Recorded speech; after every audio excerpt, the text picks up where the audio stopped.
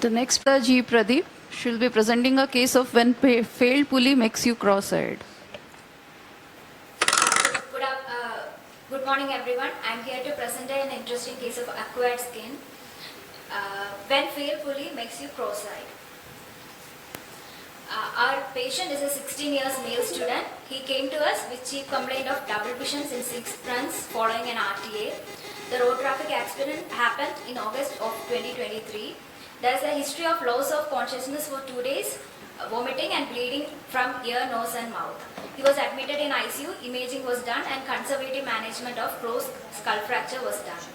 After regaining consciousness, he complained of double vision. It was acute, non-progressive, prominent on looking down and right, vertically separated and disappears on closing one eye. This was the NCCT findings. He had a comminuted depressed fracture of the frontal bone, depressed fracture of the medial wall of left orbit, and there was teardrop sign showing floor of orbit fracture. 3D CT scan of the face showed a fracture involving bilateral supraorbital margin, roof, medial walls, floor of orbit, and there was depressed fracture of the medial wall of left orbit. General examination, systemic examination were within normal limit. He had a head posture of right head tilt, chin down position.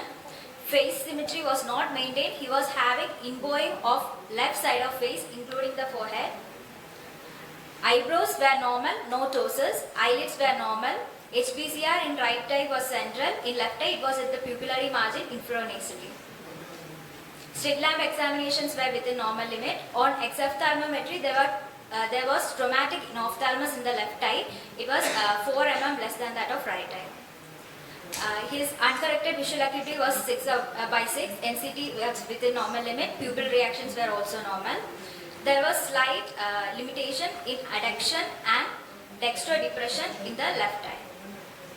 This is the 9-case image. Here we can see there is limitation in depression and it is more pronounced in dextrodepression, and there is slight overaction of inferior oblique in left libo elevation. On cover test, there was left hypertrophy and exotrophy. Strabismogram is as follows. He was having a left hypertrophy of 25 PD to 30 PD and left exotropy 10. This was the diplopia charting. He was having cross vertical diplopia with maximum separation between images in dextrodepression. In head starting, left SO underaction and right IR overaction. In double metax, there were no torsional components. Wilczewski test, there was left hypertrophy which was more prominent in left head tilt and disappears on right head tilt. Exaggeration force duction was negative. Fundus examination was within normal limit, and as you can see, there are no torsional components.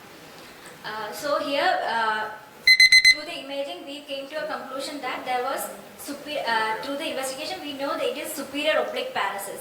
But the etiology is not a muscle paralysis, neither it a neural paralysis. It is due to the desagitalization of trochlea.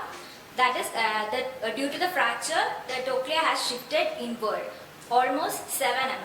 In MRI, we can find that compared to the right side, it has shifted almost 7 mm posteriorly. This has caused laxity of the SO tendon, and this is causing the paralysis.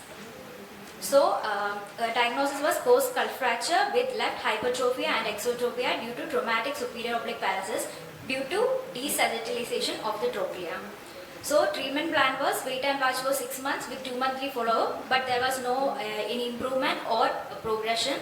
He was counselled regarding risk of falls and monitoring the progression. Surgery planned now is ipsilateral IO dissection plus contralateral IR recession. Thank you. Nice presentation. Not open fracture, sir. It was a blowout fracture. There was fracture of the floor also. So in that can also be contributing to something to the. Yes, ma'am. There were yes, ma'am.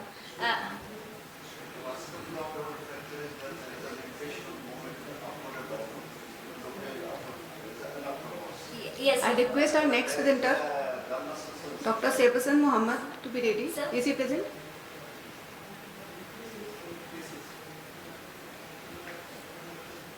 Yes, sir. There are many things that could contribute, but at us he is presenting as a esophagus.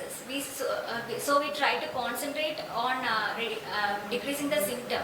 by managing the SO paralysis. See why the fracture occurs in the medial wall, because it's the weakest part. A weakest part. The fracture lies 1 to 3 millimeter, medial to 1 to 3 of the group. Yes. Unless and until you don't have enough mass, limitation of the abdominal blockade, it's not a block. You can block our enough mass, limitation of abdominal teeth, and it's the management of the space not only by the models, again, surgery and plastic surgery. Yes. And then you have to move done by the bone graft. Yes, we tried talking to them, but they denied because it's an old fracture.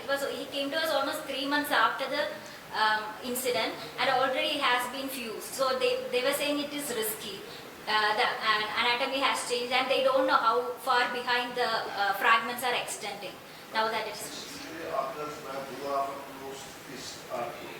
yes. It is in the deeper of the volume, fracture is in the weakest part. That's the Thank you, sir.